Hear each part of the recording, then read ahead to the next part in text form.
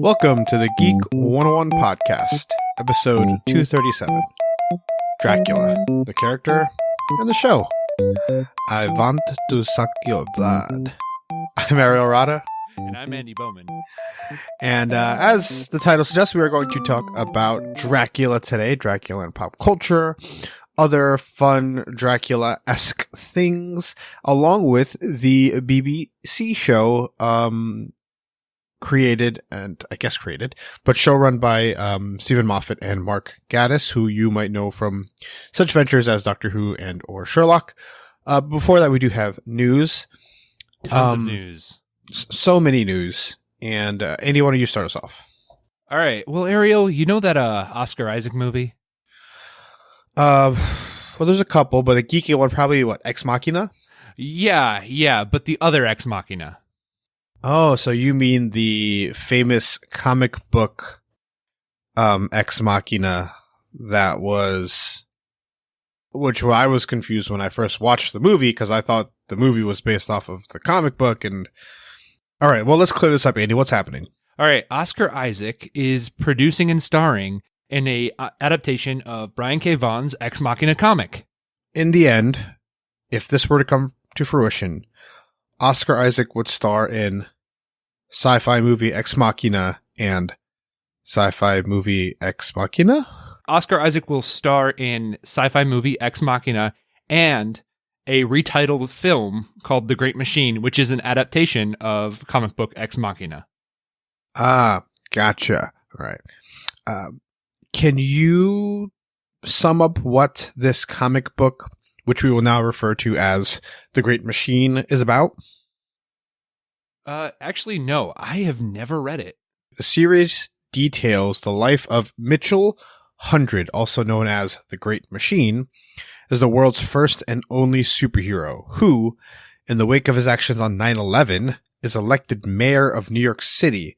The story is set during Hundred's, the main character's term in office, and interwoven with flashbacks to his past as the Great Machine. It explores both the political situations that the character finds himself in and the mysteries surrounding his superpowers. Huh. Oh, so it's like Rudy Giuliani, the comic book. Yes. Except hopefully without some of the mayoral corruption. So I am curious as to what's going to happen. I don't like when politics gets interwoven with superhero stories, because they often don't make a ton of sense, right? Yeah. But I have since retracted that policy because real life ended up being far more nonsensical than any piece of fiction I've read in regards to politics. So, as you were. Yeah. I mean, this sounds cool, though. This sounds like a really interesting movie. And Oscar Isaac, man, I mean, he's hot right now.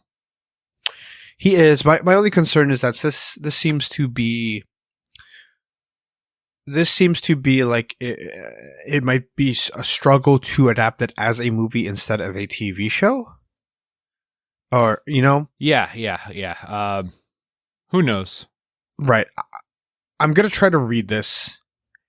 And once the movie comes out, if the movie comes out, I can imagine myself having the same frustrations I had with something like Dr. Sleep, where they were just like, man, there are so many things and so many characters that they tried to fit in 2.5 hours, and it ends up being this bloated, poorly paced mess with really, really cool moments and well-crafted moments, right? That was my criticism of that enjoyable movie, and I'm pretty sure that this can be an enjoyable movie, but it might not be a well-made movie. Yeah, and it depends on if they're making the movie in a world where they're assuming they're going to be making a trilogy. That is the concern. That is a concern, yeah, right? Totally. But this series has 50 issues. So that's a pretty, considerable amount of content to adapt if they're just wanting to do it all in one go. Who knows? This is just interesting because it's Brian K. Vaughan, and he is great. Yeah, so for those of you who don't know, Brian K. Vaughan has crafted such stories as, where's my list here? Saga, Why the Last Man, some awesome Runaways issues, right? Created the Runaways. So he is one of the premier comic book writers. I'm curious as to how Ex Machina is well received, but I'm also curious to see how it like goes start to finish. Paper Girls, he also did Brian K. Vaughan. So there is that.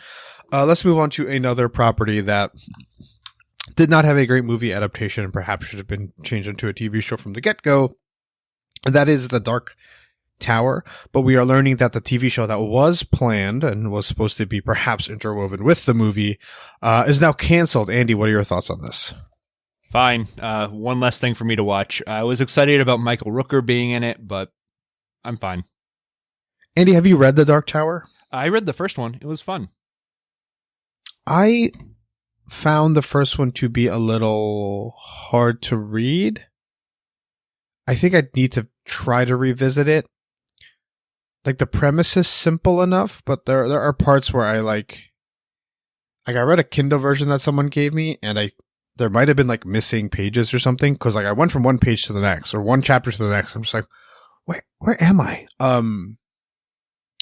I do like conceptually it's really cool, and I think with a lot of Stephen King stuff, if you take all the good King stuff and strip away the bad King stuff or add onto the good King stuff, like you can end up having something really great.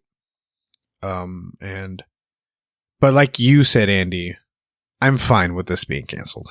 Right. And this is kind of good news because it shows us that Amazon is willing to cancel stuff and is not just greenlighting everything. Yeah, it shows that there's a certain level of quality control. And I like that. And we'll get into quality control a little later with some of the things that we're going to discuss. Yeah. All right. Next up, a trailer for a very interesting movie dropped called Guns Akimbo. Ariel, did you watch this trailer? Oh, I just watched the trailer. It is, so let me share with the audience. The trailer is basically the spirit of Crank, the stylings of 100 Bullets, the plot, I don't know, and then like, what's the plotting of, what's a good example? Like Death Race or Gamer, the plotting of Gamer. Right. Or maybe that movie Nerve that came out like 2 years ago. I didn't watch it. It perhaps it was okay movie. But it is starring Daniel Radcliffe, and the concept is he has two handguns bolted to his hands. Right. He's Edward Bullet Hands. Okay. Fine. And what were your thoughts on this? It just looks insane. It looks fun. It looks exactly like the video game movies that we were talking about a few weeks ago. So I am really cool with this. Yeah, to me, this feels like another entry into the Cranked, Death Race, 100 Bullets, Smoking Aces vibe. Oh, yeah. Right? It feels exactly like those films, and there's definitely an audience for them. It stars, along with Daniel Radcliffe, Samara Weaving, who we just mentioned in last week's episode for Ready or Not. And also the Snake Eyes movie. Oh, yes, the Snake Eyes movie. And we just learned niece of the, potential geek royalty, Hugo Weaving. I think we need to have that conversation soon, Andy, and I think he's pretty close to a shoo-in, Hugo Weaving. Yeah. When we're dealing with an episode that's not as long, we really should definitely go into some Geek 101 stuff. Yeah, maybe as the election draws closer, we do like V for Vendetta or something. Yeah, that feels good. One thing to note about this movie is that it is directed by someone who hasn't had a lot of experience directing, but is a visual effects person. Has done visual effects for such movies as The Avengers, Abraham Lincoln Vampire Hunter, Man of Steel, The Wolverine, Legion, the TV show. So this is somebody who hopefully can really do some fun stuff. Yeah, that does interest me. I like when I hear of people like that getting jobs. It's better than hearing Simon Kinberg got a job, right? It's better than hearing Weiss and Benioff got a job. It's like, here's this guy or whomever, right? Like Chad Stahelski for John Wick. It's like, here's a stunt man and stunt director who was finally given the opportunity to create his own actual like feature film and ends up like knocking it out of the park. That is a type of promotion in Hollywood that I enjoy hearing about, and not Barbara Streisand's hairdresser is now a Hollywood producer. Right, exactly. He also did direct a movie that I haven't seen yet, but it sounds interesting, called Deathgasm, which is just kind of about two metalhead teen boys who accidentally summon an evil entity. Interesting. Yeah. Okay. The last piece of news here is a little depressing, and that is Todd Phillips' film The Joker has a quite impressive 11 Oscar nominations. Well deserved, completely. Each and every single one of them, from the makeup to it's not deserved. Like, most of these aren't deserved. Okay, so we're going to go through them from the lowest stakes potentially to the highest. I'm going in a reverse order here.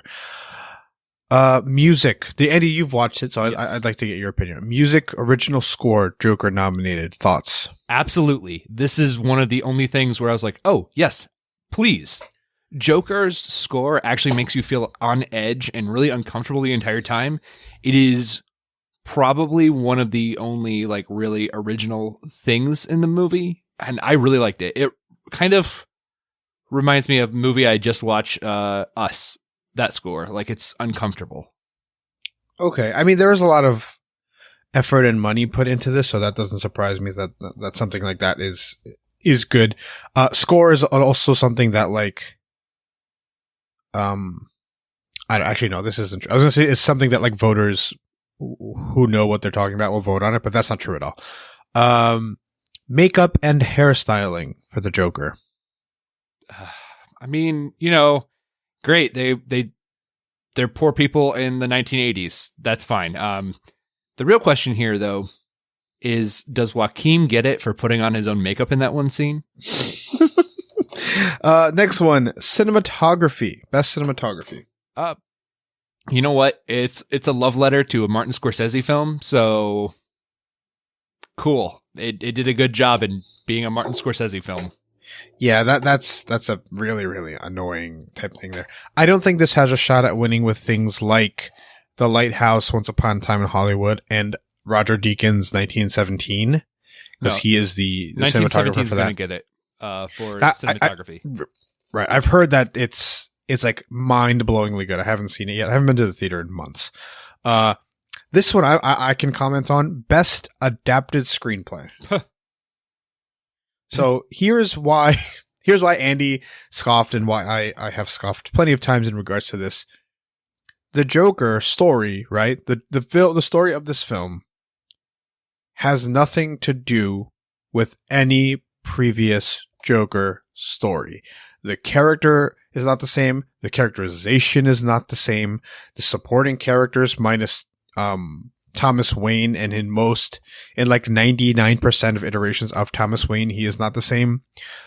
Nothing about this screenplay was actually adapted from anything qualitatively. It's complete and utter nonsense. Best adapted screenplay is one of the weaker categories in some years, and I think it is definitely the case this year with things like The Irishman, I think even getting a case here. It is mind blowing that it feels like they just needed a spot to fill. Right. Now, I will say, I think it got this for being an adaptation of the screenplay for Taxi Driver. That would be actually really interesting. If that was true, that to me is an actual like case for it. Yeah. But unfortunately, it's not.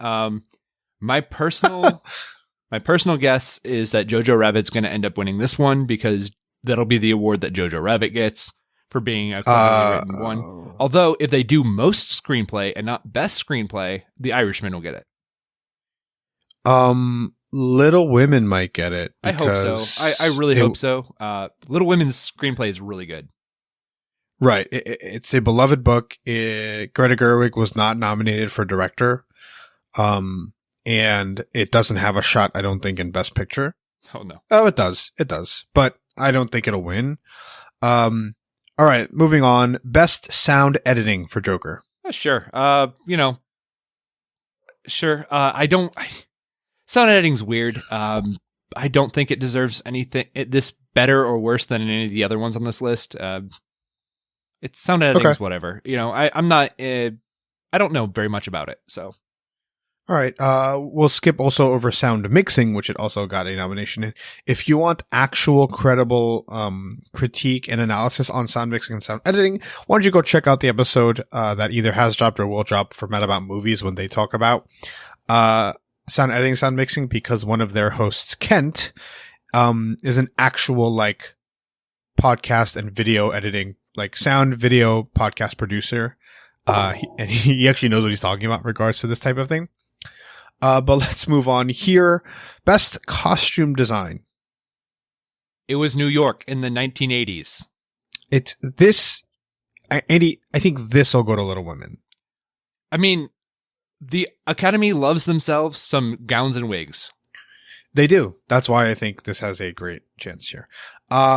Best film editing. A big one. Not this one. I haven't seen it. 1917 will get it. Best film 1970 is not nominated. Oh, it's not. Oh, I'm looking at the wrong list. I think the winner for this will be. There's a chance Parasite wins it. Yes. There's a chance Ford versus Ferrari wins it, and then the Irishman and Jojo Rabbit round it out. I think from what I've heard, I haven't seen Parasite. I will watch it. Parasite looks like it's by far the best movie of the year. It's my number one. Okay. I'm going to watch it soon, so my takes will be changed with that. No best supporting actor, no best supporting actress, no best actress for Joker. Best actor. This is if the Joker wins one award, this is the one that people think it's going to win.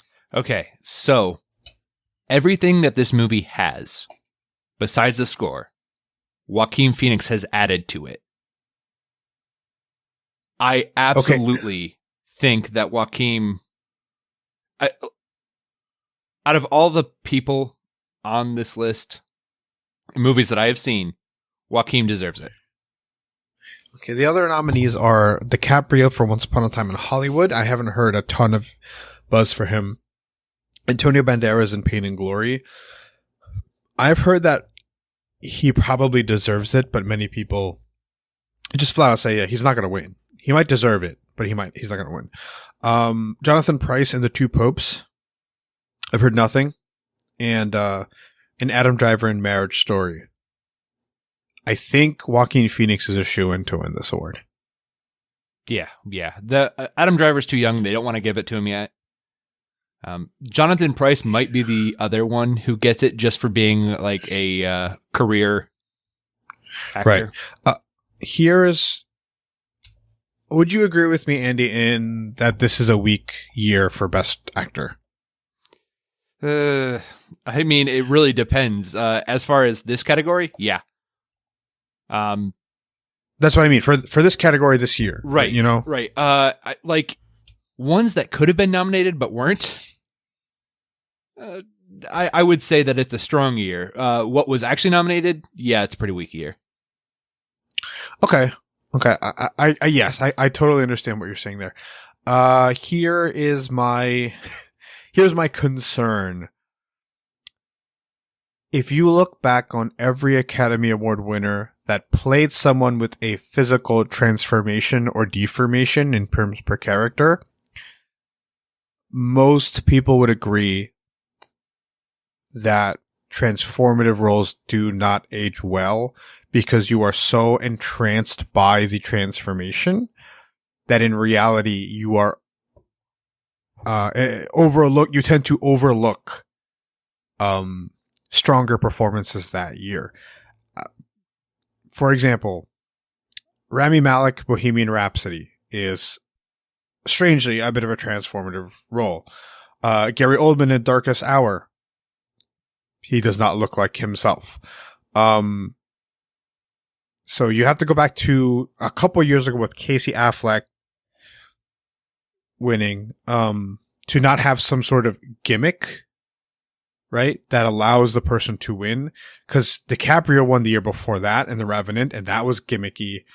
Eddie Redmayne won for Theory of Everything over what many people thought Michael Keaton should have won. That was gimmicky, right, where he's playing Stephen Hawking. Matthew McConaughey in Dallas Buyers Club was gimmicky. I think he's going to win.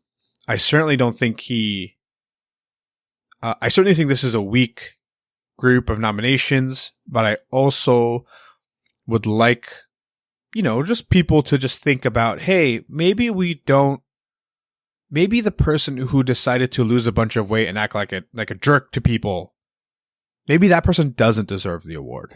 Was Joaquin a jerk? Like, I don't think he's... that's what I said. He wasn't a jerk in terms of like Jared Leto method. He was a jerk because he was so miserable for lack of a better word, starving himself to look like that. Okay. Yeah. Anyway, let's continue. Joaquin's going to get this one, I hope, and I think he deserves it. I certainly don't think it's, so from what I've heard, I certainly don't think it's it's not one of those things where we're just like, I can't believe he's, I can't believe he's winning. I can't believe they're winning for this. But let's move on. Like you said, Best Director, Todd Phillips. Why? Ariel. Yeah. Ariel. In a year where we have Hustlers and we have there's a lot of really good directorial movies that deserve this. So here are the nominees for Best Director: Bong Joon-ho for Parasite, Sam Mendes, 1917, Todd Phillips, The Joker, Martin Scorsese, The Irishman, Quentin Tarantino for Once Upon a Time in Hollywood. No women directors in that list. Now, most years there is a quote unquote defense where you say, oh yeah, there just weren't women just weren't directing high quality films. This year is not a year to say that. Greta Gerwig directing Little Women. You have the director of Hustlers. I'm sorry, her name escapes me. I didn't look it up. I'll get that in a second. Lulu Wang directing The Farewell. It's just, I look at this list and it's crazy that there's only 5. That the fact that Best Picture can go up to 10 and this only has 5 is kind of crazy. Hustlers directed by Lorene Scafaria. It's just crazy that you are limiting this category when most film people will tell you the success of a film is mostly dependent upon a director. And besides like Bong Joon-ho, these are all like the Scorsese, Phillips, and Tarantino, especially compared to their older works. Do they truly, truly deserve this nomination? Right? I think most people would say, judging from the buzz, the reception from critics and friends that I trust in terms of their opinions, that Bong Joon-ho deserves this, and he deserves it running away. I don't know if he'll win, but I know that he probably does. I think, Andy, both you and I have seen a bunch of his former films. Yes, like The Host or Snowpiercer or whatever. Yeah, he deserves it. He's a master. Why are we giving this to Scorsese and Tarantino and Phillips and not to somebody like Greta Gerwig and Lulu Wang, who, you and I had decided to not put certain things on the ballot because we knew they couldn't win, or to acknowledge things, right? Like, sure, we could put Avengers and Endgame and Infinity War and Civil War on a ballot of our 10 favorite movies. We want to acknowledge other things, even if they're not number one.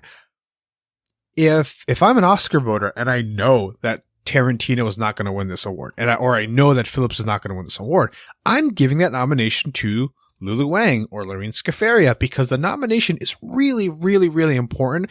It opens doors, and what you are doing is just just following a trend of mediocrity and supporting the system that allows people like Scorsese and Tarantino to just continuously just, you're just shutting people out who should have more opportunities. Am I making sense here? Yeah, you're absolutely making sense.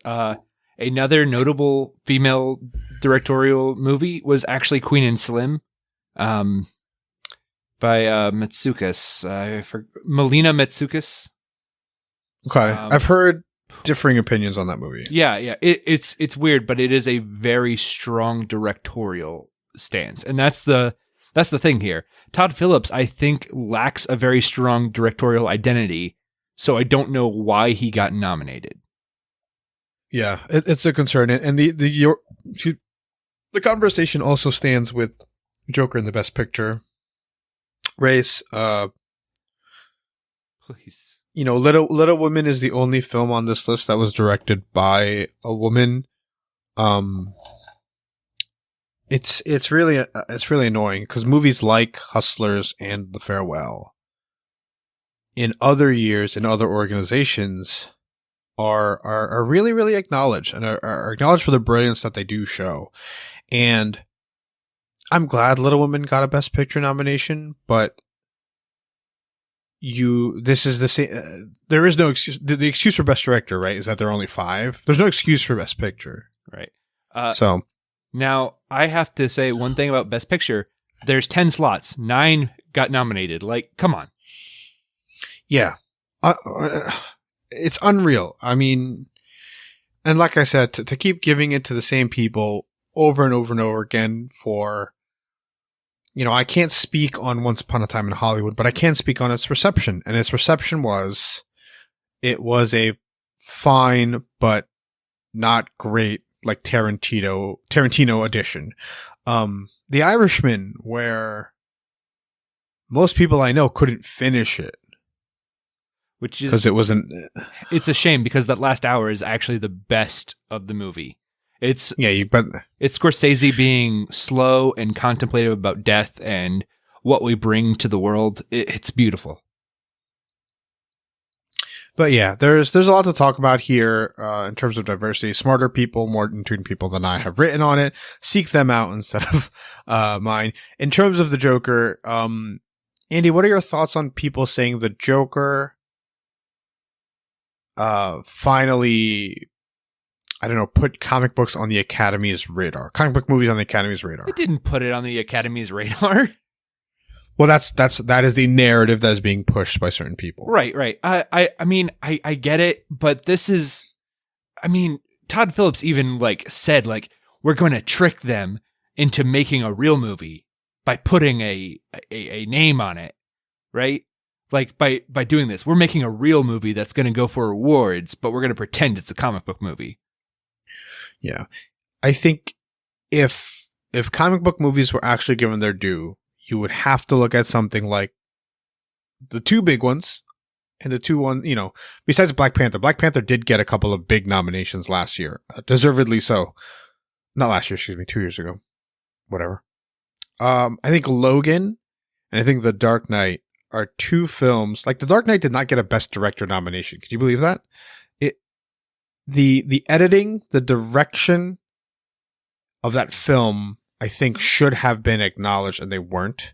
I think Logan, maybe in a weak year, right? Maybe this year, it has a Best Actor nom, a Supporting Actor nom, and I think that is an Oscar quality directorial performance for James Mangold, who is being acknowledged here with Ford vs. Ferrari. Yeah. Okay, come on. Ariel, let's drop this. I do have to say, again, as the disclaimer, I like Joker. It's on my top 10 movies that came out this year that I saw.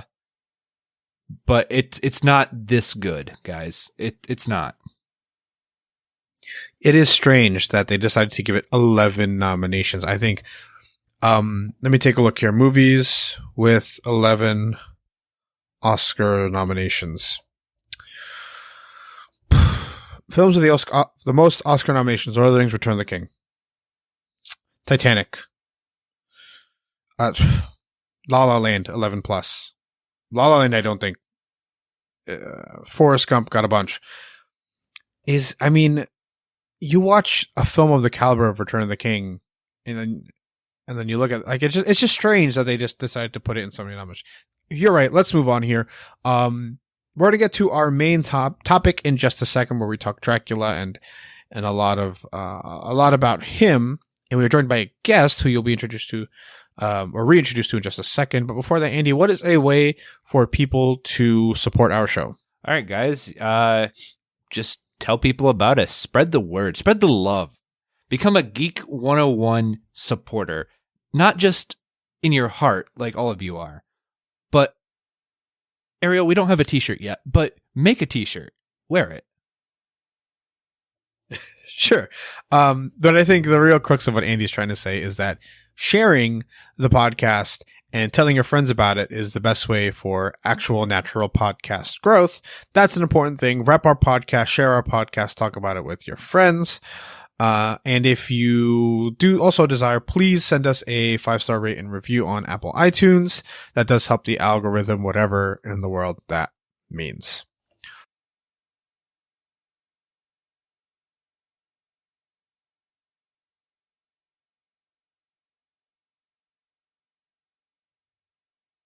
All right, we are moving on to our main topic for this episode. News is over with. We have brought in our guests, Andy. Andy, please introduce our guests, or reintroduce our guests to the show. All right, you know them from Crisis on Infinite Earths. Tessa and Sam. We survived the crisis. We're still here. We're here on Earth Prime. We're ready to go. Unfortunately, Earth Prime is where the Stephen Moffat Dracula exists. Yeah. Oh, and excellent lead in there, Tessa. We are going to talk about the BBC show that I was intrigued by when marketing came out, and my intriguement and whatever level dropped as soon as I saw who was attached, and it dropped for good reason, because the showrunners are Mark Gatiss and Stephen Moffat, famous Sherlock ruiners and Doctor Who showrunners. We're going to talk about this 3-episode series first, and then we're going to talk about other variations and instances of Dracula and Dracula lore. Where do we start? I mean, Sam and Tess, what are your thoughts on the BBC Dracula show?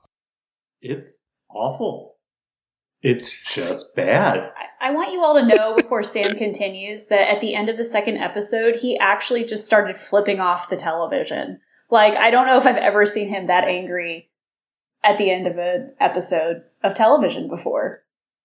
Yeah, we were talking with some friends last night about Sherlock, reminiscing about how Sherlock, the first episode of Sherlock is pretty great. And, it's perfect. And I'd give you the rest of the first 2 seasons too, if you wanted to talk about good quality stuff. And then it just went off the rails fast. This 3 episodes of Dracula is basically all of that. Like, they were like, hold on, we can do it in 1 season of television. We can do the entire self-destruction of a franchise, historical beloved character, in 3 episodes, not 3 or 4 seasons. And thematically, with the way the episodes are like 3 different things. One of them is episode 1, Dracula goes off the rails fast as a story. Episode 2 is an Agatha Christie novel as far as I'm concerned, and 3 is something. We don't know what we don't know what it is, but it's something. Andy, what are your thoughts on the BBC Dracula show? Okay, first of all, I was a little disappointed. I thought that this was going to be a medical drama with Dr. Acula. As it turns out, this was a remake of Sherlock.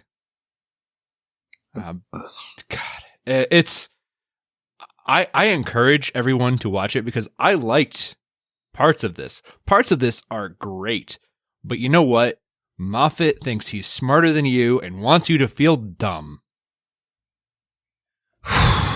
It's bad. Cleverness is definitely his end goal, not anything else.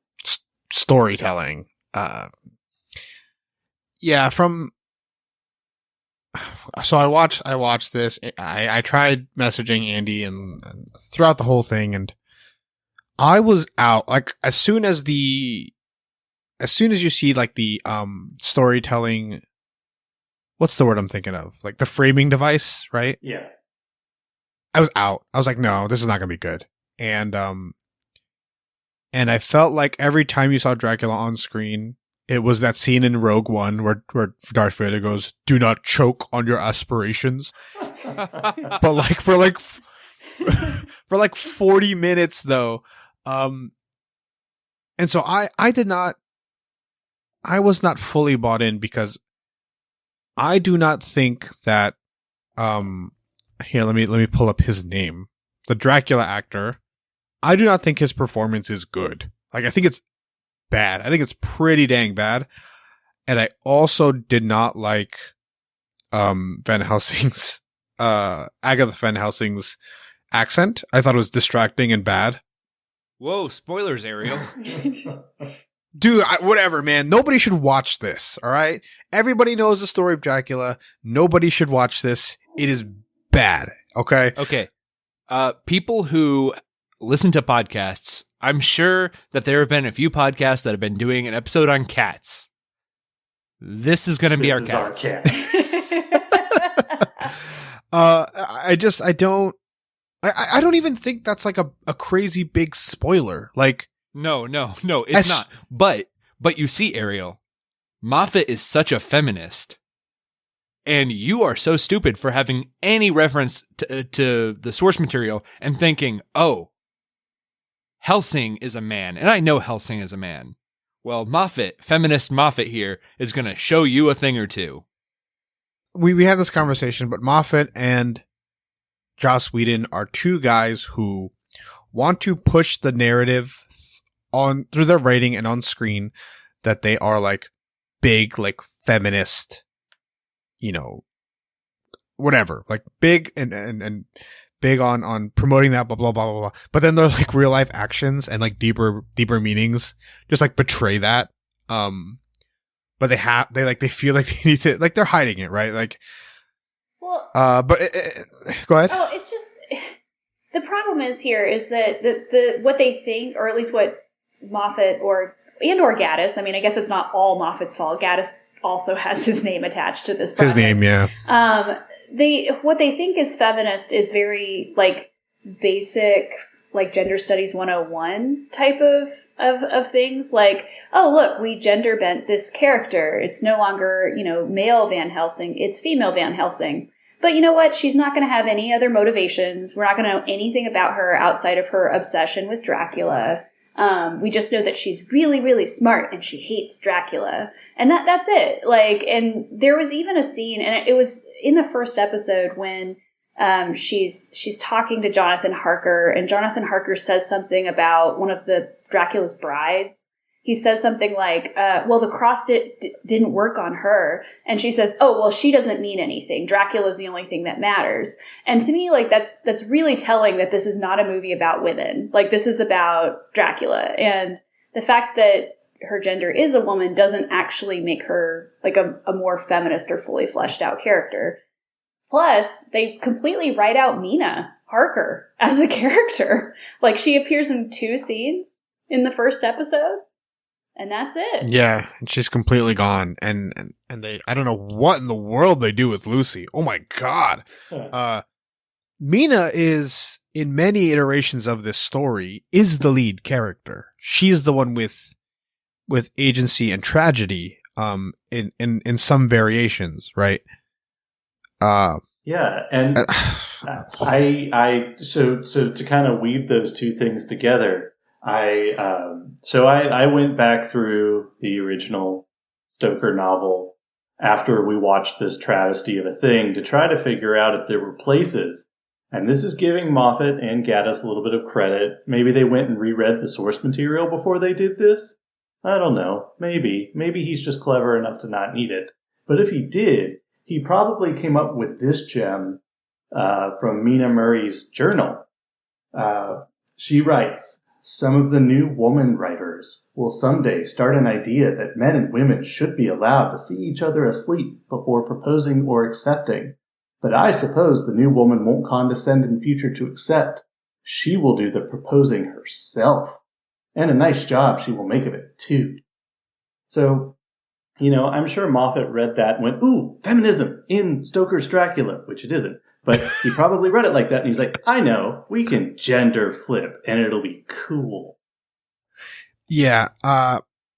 In regard, go ahead, Andy. I have here a list of quotes that female Helsing says.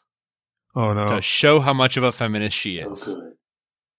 And I'll just read two of them. Okay. Remember, a man wrote this. Well, why are you a nun? Oh, like every other woman, I'm in a loveless marriage that provides me with shelter.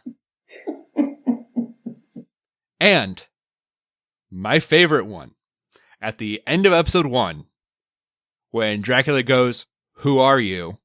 To Van Helsing, and this is before she's revealed to be Helsing, she says, I'm your every worst nightmare combined. An educated woman with a crucifix.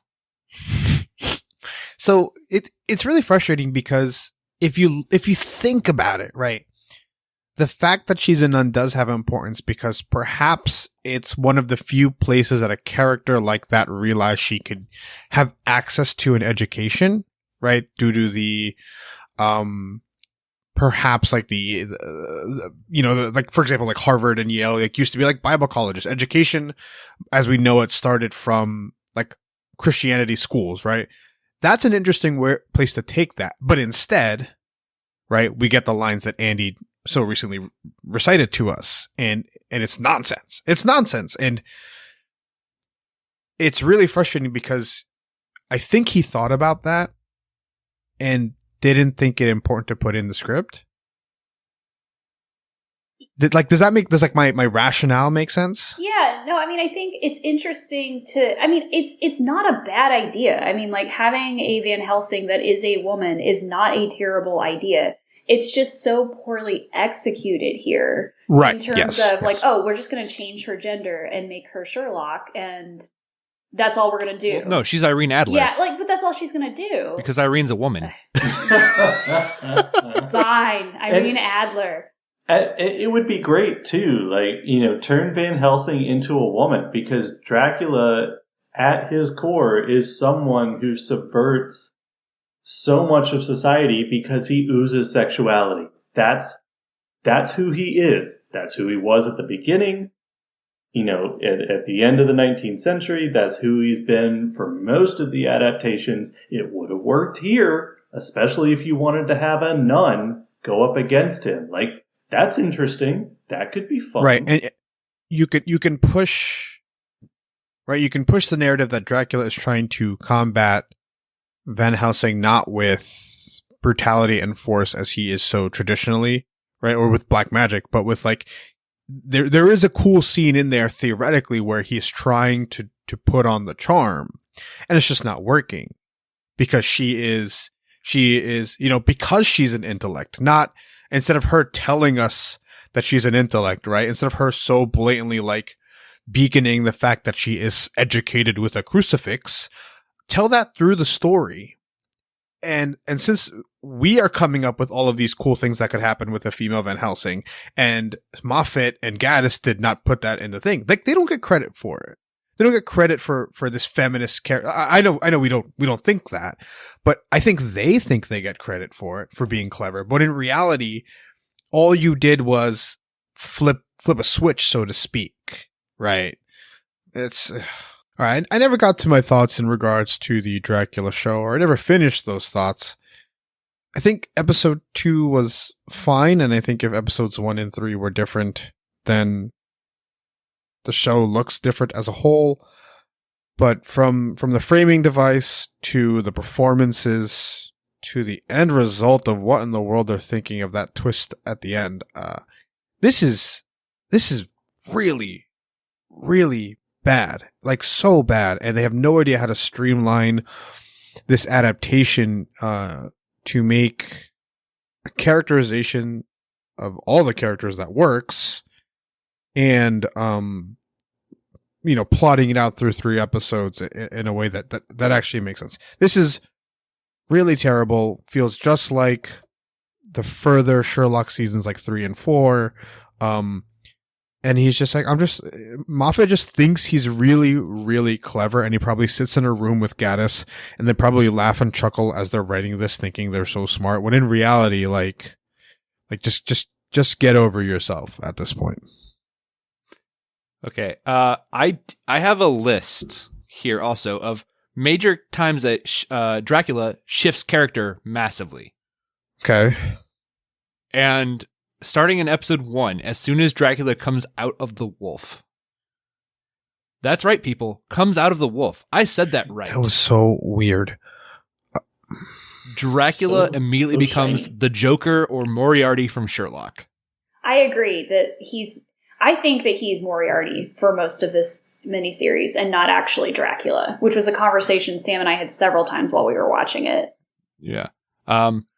So what did you guys think about the wolf thing, first of all?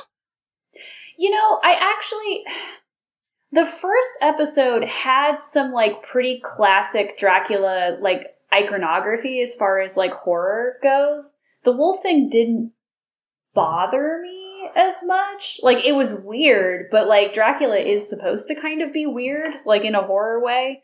And so that didn't bother me as much. I just don't think this is Dracula, though. Like, this character is just not, like, he deviates way too much from what we've come to know as Dracula, in the fact that he doesn't have any sort of charm, or they're trying to make him sexy, but he's not really that sexy.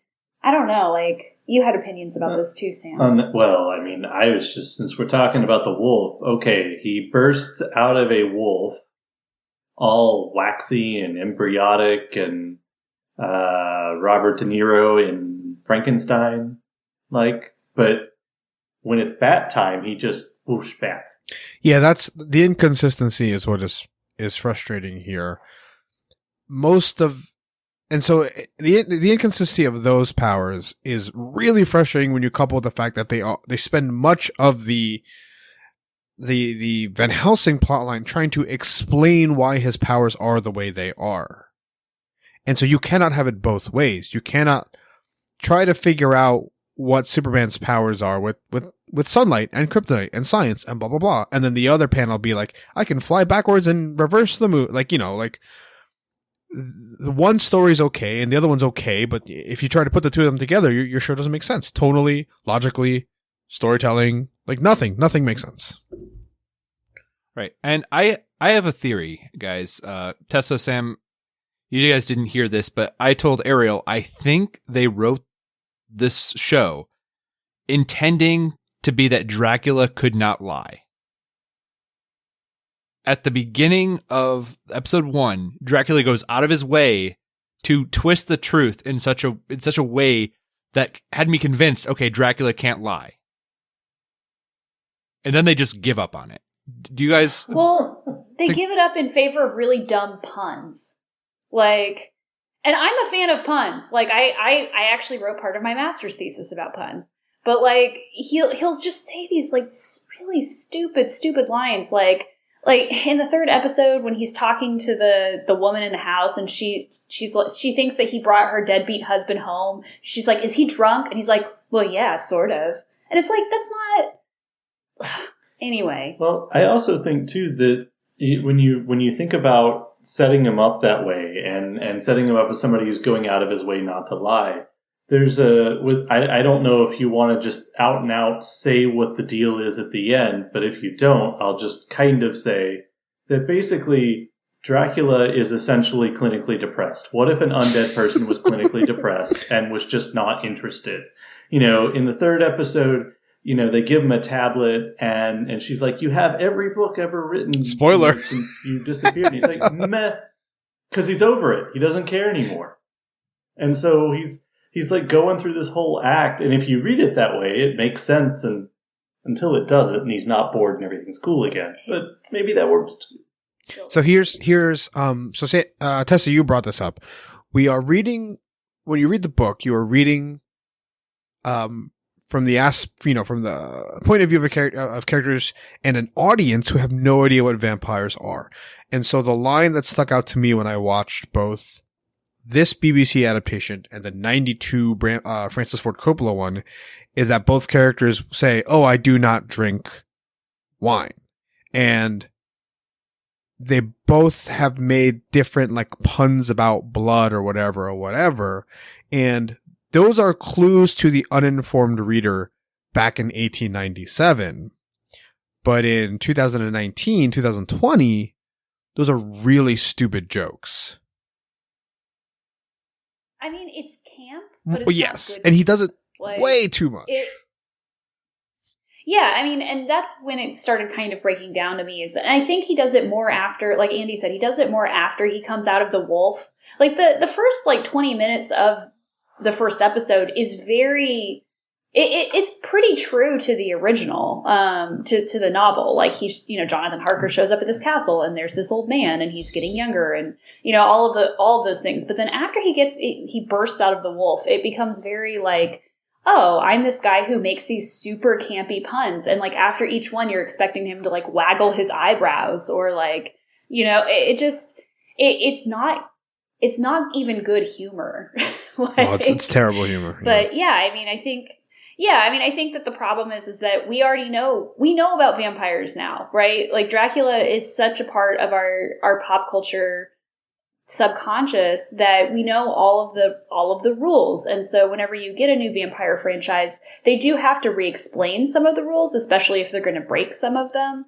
But they don't need to. They can already sort of rely on their audience's understanding of the world that vampires live in. And so here it just feels like Moffat is trying to very slowly and very dumbly re-explain the rules to us. Yeah. And to put some structure to this conversation, we're just going to say episode 1 takes place mostly in Dracula's castle, but it is a story being told from Harker's perspective after he has escaped Dracula's castle. Right. And he is not looking good. Yes, which, by the way, basically is Frankenstein, the frame story of Frankenstein. Dr. Frankenstein telling a story to somebody else after he's escaped from his creature. Right. Who was chasing him. Episode 2 is another frame story with Dracula telling Van Helsing after he has captured her and has been kind of feeding on her and is weirdly keeping her alive about this trip he took on a boat and how he kind of killed the entire boat slowly over time.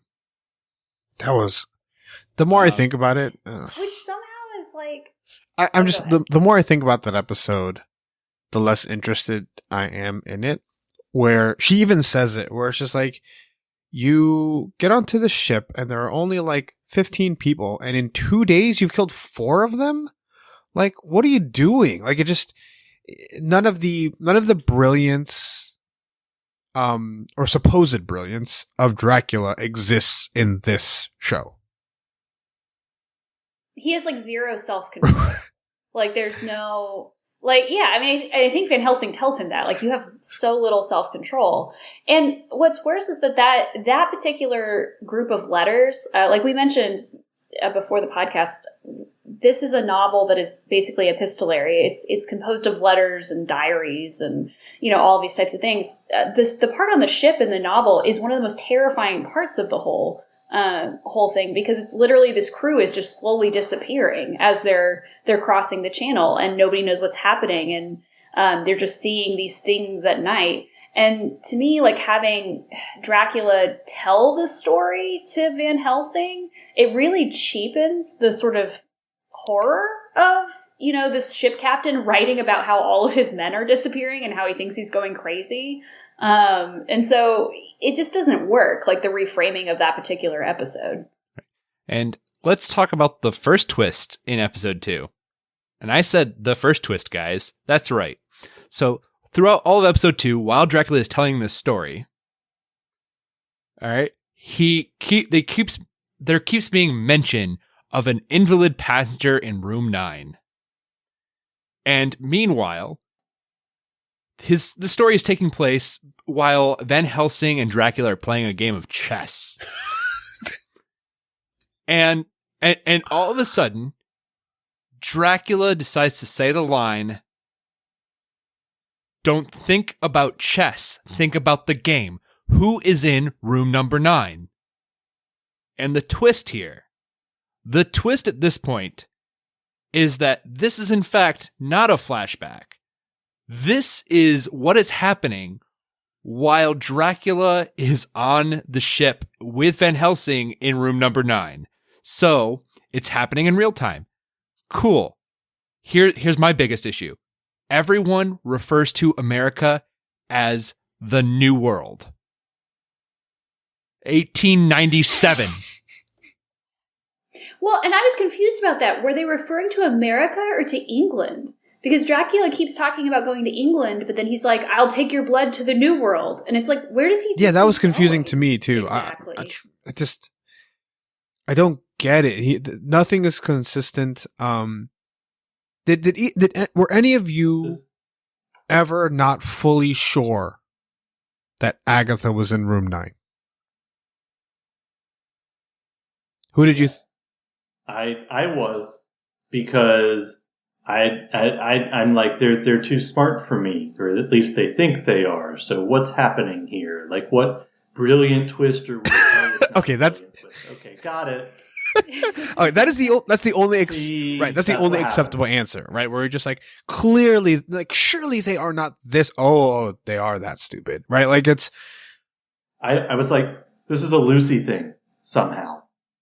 That's you thought it was going to be about Lucy. I thought it was going to be about Lucy, because like that would be a neat twist. So that was on me. Okay. I will tell you what I thought.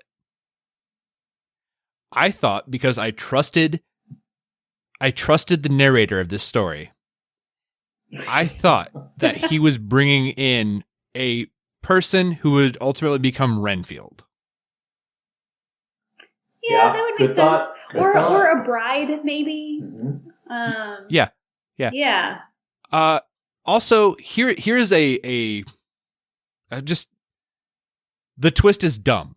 The twist is dumb, and it's the same thing as the Christmas special of Sherlock, where the entire thing is taking place in the mind.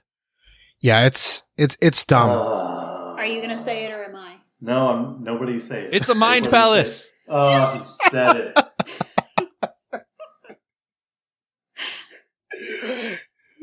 That is like Sam's least favorite phrase ever. It is so I couldn't like, and it's also really frustrating because this framing device that they work so hard in for episodes 1 and 2 is completely non-existent in episode 3. Right. Okay, you know what? Let's go ahead and talk about the twist at the end of episode 2, because I am dying to talk about it, Ariel. And Sam has hinted at it, but listeners might not understand this twist. I was talking about Sumerian tablets, by the way. Oh, okay. So ultimately, the ship sinks, and Dracula is in a coffin that sinks to the bottom of the ocean. And when this happens, I immediately go, oh no. Oh no. Scuba divers are going to find him, aren't they? Scuba divers are going to... Oh, wait. No. Dracula punched out of the coffin. Okay, cool. And the way that this is shot and edited, there can't possibly be anything that happened. Dracula walks from the bottom of the ocean onto dry land to this town that was just within eyeshot of the boat. And a light flashes on Dracula, and you hear a helicopter.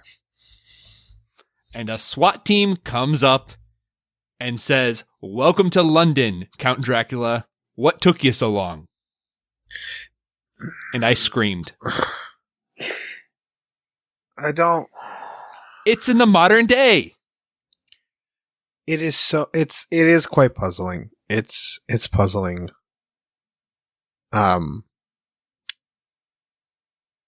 So they keep saying the New World, right? But they are going to England. Yeah, nobody's going to the New World. I think the plan was to stop at England for supplies and then go to the New World. Well, so the only explanation that I have is that the original novel is an invasion novel. It's the idea is that there's a lot of anxiety in the novel about England and the Anglo-Saxon identity being compromised by foreigners, right? By people who are immigrating from Europe, specifically Eastern Europe. The old world. The old world. Right. Something that England is not worried about at all anymore. Right. And there's a lot of fear about like sexuality, and there's a lot of classism because Dracula is an aristocrat, and a lot of the English characters are middle class. And so there's a lot of, you can play around with those themes in the original novel. I don't know if I want to give Moffat enough credit though to say that he thinks that he's trying to like align England as the new world versus the old world. Like, I don't know if that's enough, like, I mean, it kind of makes sense if you think about it that way, but I don't know if he would have read the original that way or is thinking about the original in that way. I think anytime you think of a reason for something he has done, and if that if your interpretation of it is not supported by what you are seeing in any way, for example, my Agatha Helsing is a nun because of access to education, whatever. Like at this point, I don't think we can give him any credit, right? If he's not explicitly saying something, and because he wants everyone to know how clever he is, if he wants credit for something, he is going to put it in the text. Right? Yeah. That's how I'm reading his attitude towards this. Speaking of wanting credit for something and doing something that's actually clever, Ariel, there is another reveal in episode 2 that I think is really clever. I think the way it's revealed is terrible. Which one? The crucifix. Why Dracula is weak to the crucifix. So he says that he has feasted on the blood of so many Christians that their fear of the cross has been imposed onto him. Right. Peasants, right. Very clearly peasants. I don't think like that's that. kosher. Well, it's still not consistent because he says a lot of things about how he imbibed all this fear from peasants, but like the entire show, he keeps telling us he doesn't drink the blood of peasants because you have to be careful about what you for a eat. yeah. So like, yeah, he says that like every like 10 minutes he like has to talk about it, which I thought was maybe supposed to be a gesture at class. Tessa, you just ruined the one thing I liked about this show. I just don't buy it. I also don't buy that Stephen Moffat really knows anything about Christianity, especially Christianity in I don't the think he does. 1800s. Because like, yeah, sure, he made a character a nun, but like the way that everybody talks about Christianity in this is very like, oh, he hates it because it's like the opposite of everything that he is. And, like, that's an interesting idea. There is a lot of tension between Dracula and religion, both in the original text and in some later texts that I'm sure we'll talk about briefly later. But, like, it's not very well done here. Like, Dracula can be a subversive, anti-religious character, but, like, here it's just kind of like, religion is good, Dracula is bad. And there's no, like... Sure, like, yeah, right, but, like, all of these nunneries and monasteries and stuff were doing terrible things in the 1800s at the same time. So, like, there's not enough tension. There's not enough subversion here for the religion to mean anything. And Dracula delivers this line with the smugness of a 15-year-old YouTuber. Which one? Like, I can't wait to eat Oh, atheist. God. He's so smug about it, and Moffat's like, that's right. The church has been a sign of oppression for so long. That's why. Yeah. That's why. The church is bad. Let's keep talking about what happens in episode 3, and I think we should table the conversation about the lore and how they explore the lore for after that. And so in the book, we are introduced to Lucy Westenra, I think is her name. And Lucy Westenra is a beautiful woman with many suitors, who eventually accepts the proposal of one of these suitors. But she does,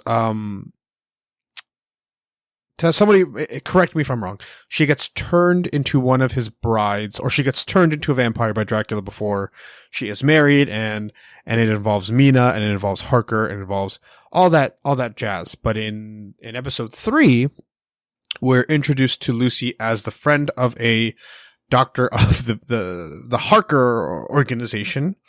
What is that, Ariel? The Harker. Okay, let's table Lucy, because we have to talk about the Harker organization. Is something that has been set up and funded by the riches of Mina Harker, who never marries Jonathan, right? Well, no, Jonathan dies. Dead. Right, so she's Mina Murray. Still Mina Murray. Mina Murray. She's not yes. Mina Harker. Right. Dracula rips him open like he ripped that wolf open. Right. So she sets up this foundation with her family's money, and that foundation 123 years later, does things like does blood research and medical research and blah blah blah, with the caveat that we are funding you in the event that Dracula shows up. You must do this, and this. The Harker Foundation then captures Dracula when he comes out of the water. After waking him up by sticking their hand in his face.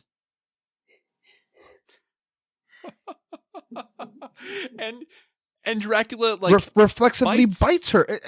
It is so puzzling. There's a scene in the comic book where in the Ultimates, where after Captain America gets trapped into the ice, Iron Man, years later when he's Iron Man, goes out to find him, right? 60 years later. He finds it, he contacts people, and they carefully take him out of the ice to medically and scientifically research him, right? They bring in resources. They do things carefully the right way.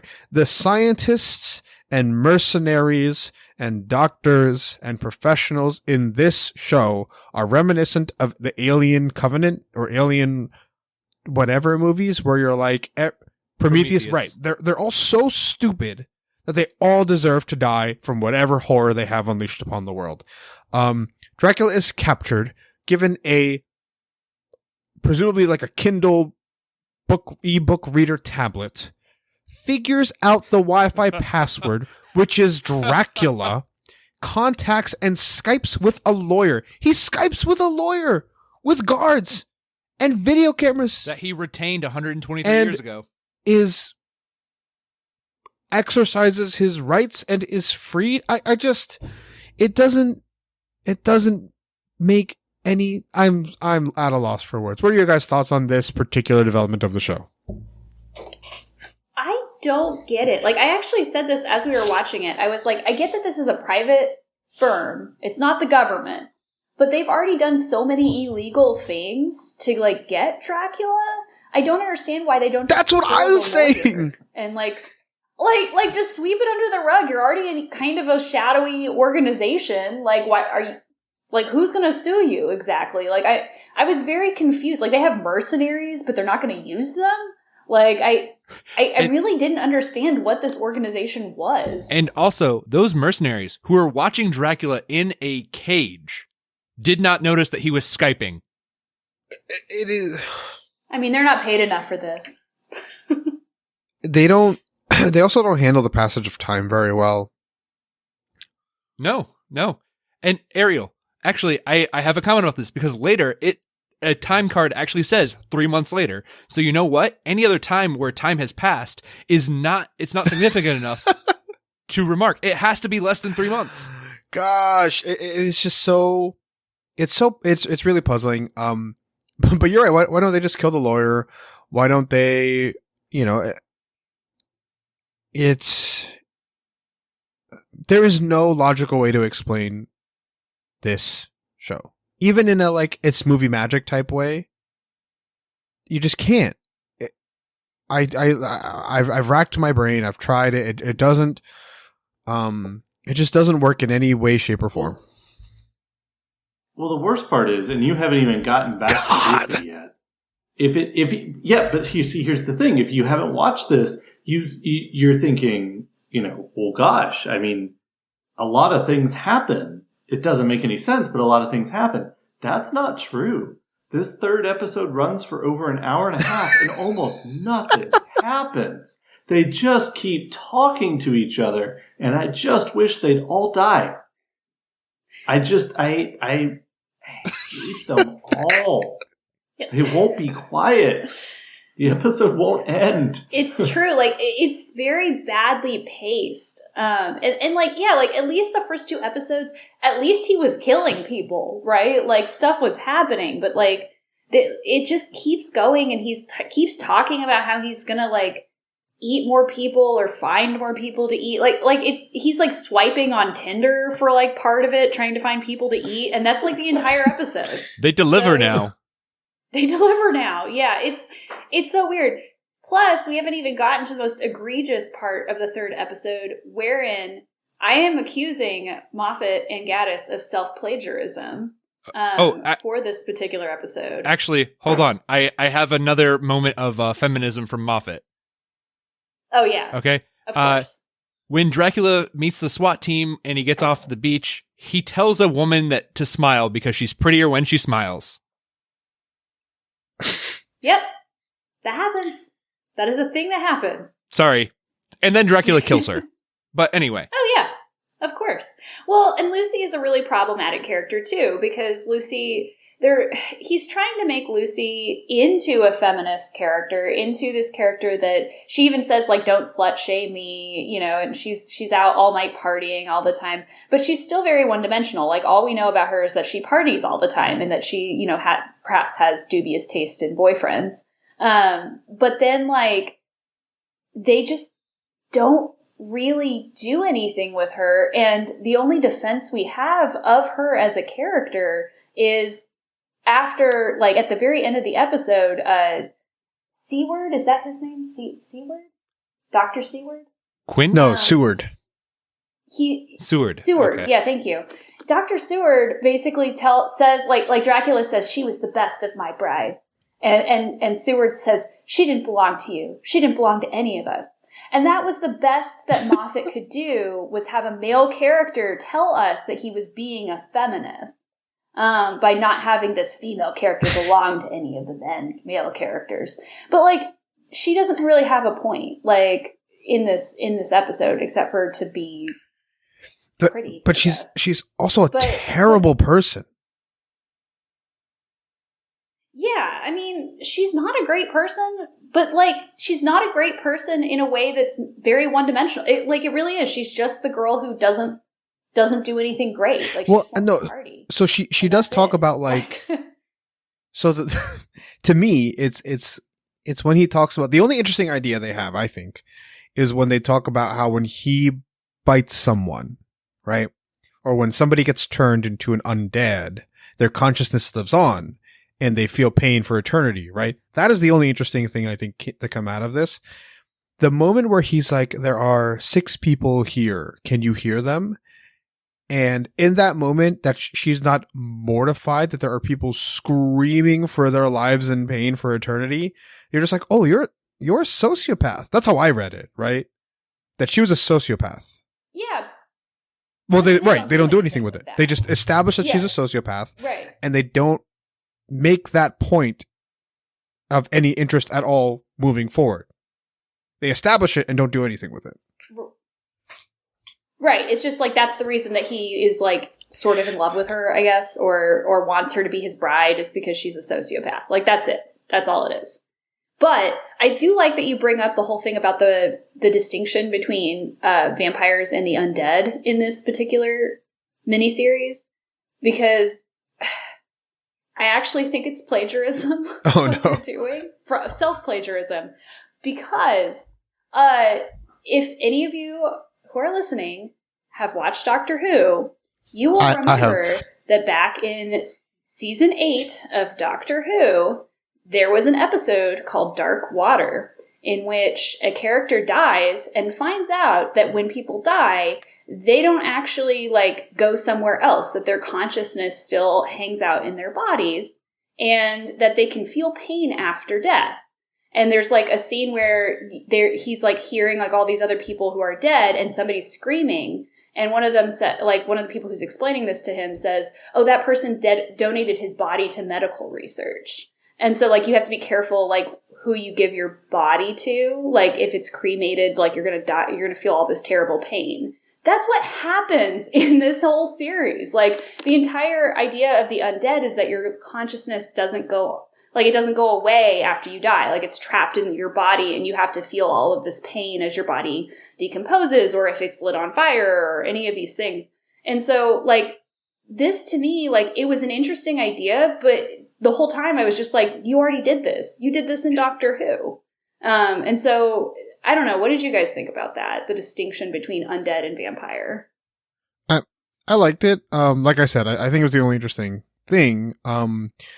I did not realize that they were still showrunning, that he was still the showrunner, or at least he wrote this episode and was executive producer with Peter Capaldi.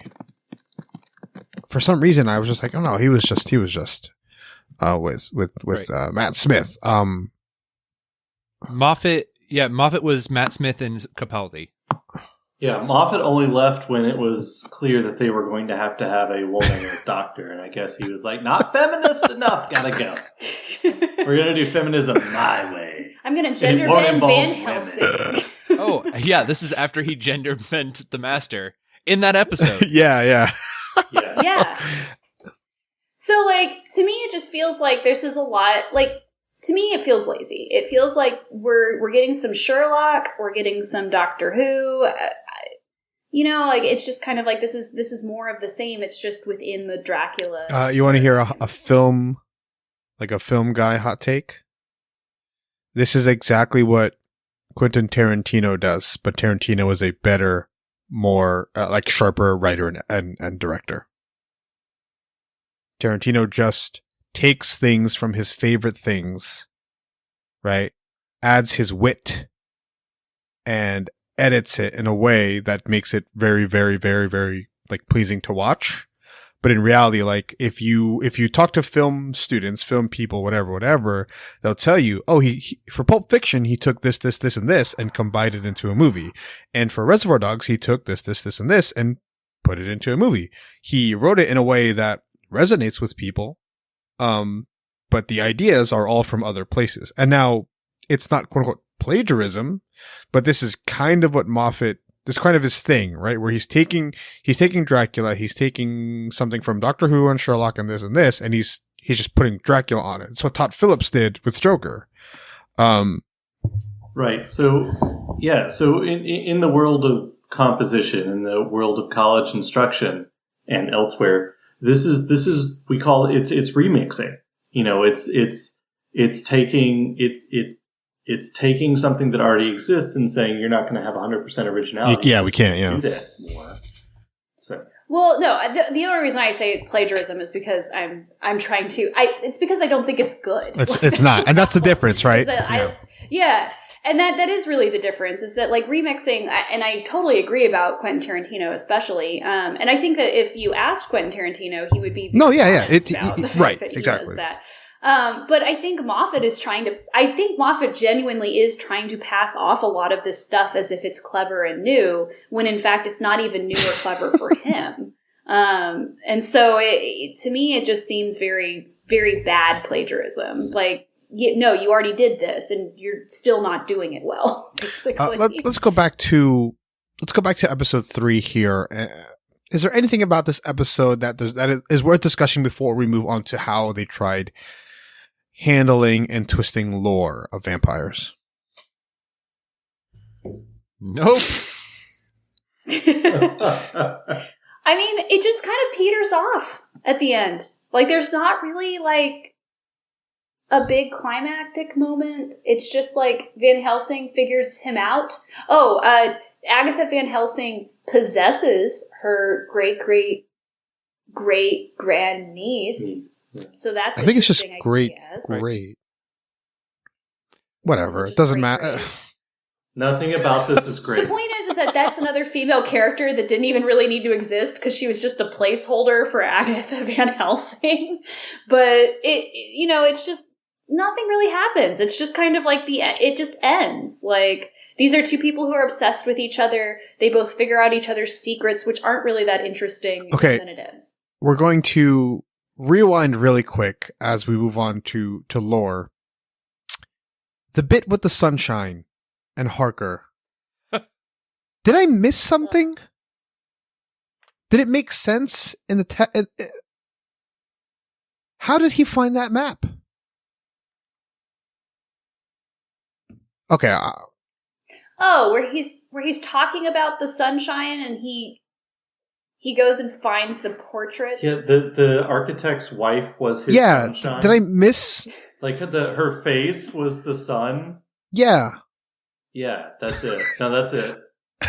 What is It's a metaphor because she was beautiful. What is the sun? But that's true love. Yeah. His mistress's eyes was everything like the sun. And by the way, guys, that line comes back later in the final final shot. Yeah. Because Dracula dies looking at Van Helsing, that's the sun. That's his weakness. Van Helsing was his weakness. So bad. Okay. Final closing statement on Dracula to BBC before we take a look at lore and how many different things handle the Dracula lore. Why don't we start with you, Andy? Fuck you, Moffat. Aggressive. Starting with a 10. Sam or Tessa?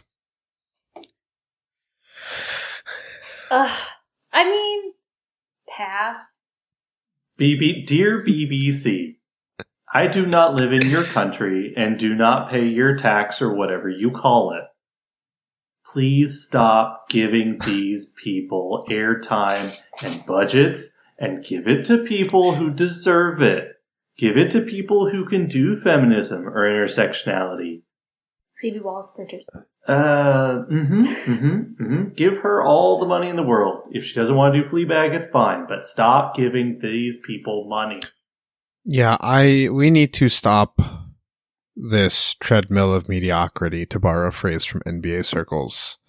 We need to stop the Stephen Moffats, the Weiss and Benioffs, the Simon Kinbergs from being allowed to continuously curse us with such terrible, terrible things.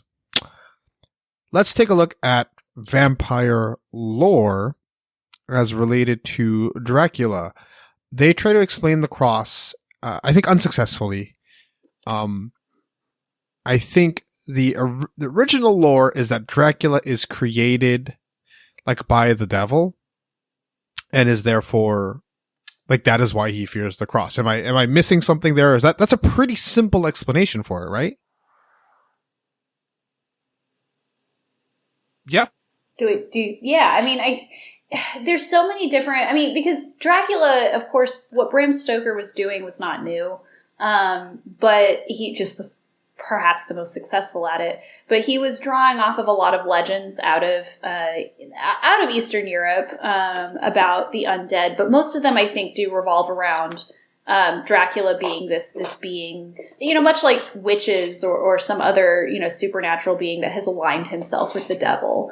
Somebody who has sort of sold his soul for immortality and who is a monster and has to do unspeakable things, but is aligned with demonic forces. I think there's an interesting conversation here to have where Dracula fears the cross and fears the light, and he is such an agent for evil, right? Or whatever. And yet his, like, a lot of times people try to make his source that, right? Where he's like betrayed by the church or something like that. I think that is pretty interesting because it's like a really, really like strong religious allegory for like somebody who goes from being, for example, like being a pastor to being like a crazy, like hardcore atheist. Now I don't think it's right to portray this type of people in that way, but I do certainly think that like a Christian person can write that allegory up pretty quickly, pretty neatly. Well, and I think later adaptations, Castlevania is one that springs to mind immediately, have done a pretty good job of trying to explore the tension between Dracula and the church and just sort of use him as like, yes, he is aligned with these demonic forces, but the other side isn't all that great either.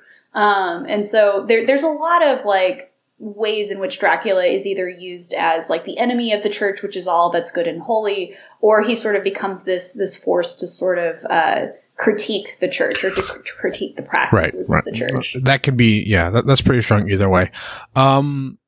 The sunlight thing. So I'm watching the 92 Dracula, and he's just like walking around in the sunlight. It's not like a thing.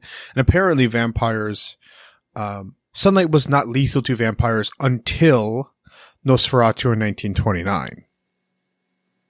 Any thoughts?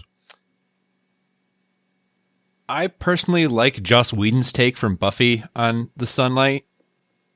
And that's that it affects every other vampire except for the two major ones. Spike, who just wears a poncho everywhere. Or has a blacks blanket out the windows of his car over him as he runs and is smoldering. Or Angel, who never really comes in contact with it anyway. The sunlight thing's weird. It almost seems like if it was Nosferatu, that they really wanted to put it in there because they wanted to show like lighting. Right? Like that they wanted to show the technical aspect of the film.